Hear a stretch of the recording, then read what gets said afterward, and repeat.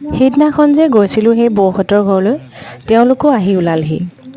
চাহ তাহ খোৱাৰ পিছত তেওঁলোকো ভাত খোৱাৰে যোগাৰ কৰিলোঁ।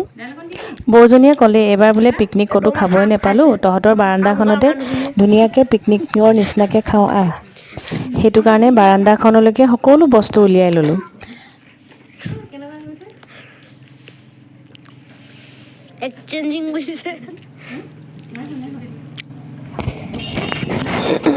আমি আটাই মিলি দুপৰীয়াৰ ভাত সাজ বৰ সুন্দৰকৈ খালোঁ।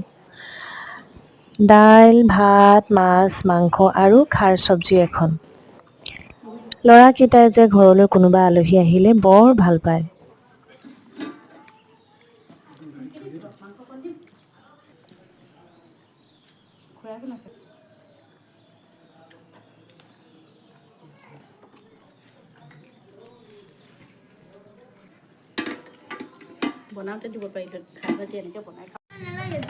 খাই থাকোঁতে আকৌ ঘপককৈ মনত পৰিলে, আজি আমি দিনটোনো কেনেকৈ পাৰ কৰিলোঁ মোৰ অনুৰাগীসকলক যাতে জনাব পাৰোঁ, সেইটো কাৰণে অকণমান ভিডিঅ' কৰি ৰাখিবলৈ ক'লোঁ। মাটিয়ে বালিয়ে বহি যিদৰে খাইছোঁ সেয়া আপোনালোককো দেখুৱাওঁ বুলি ভাবিলোঁ।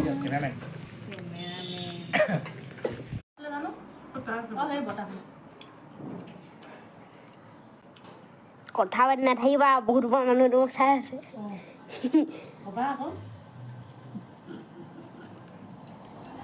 সঁচাই বৰ ভাল লাগিলে আজিৰ দিনটো।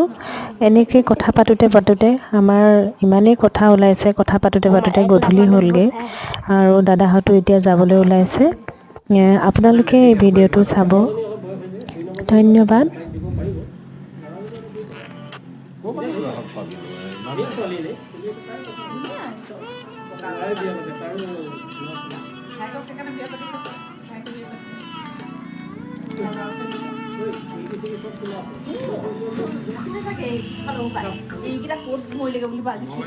নেভাবে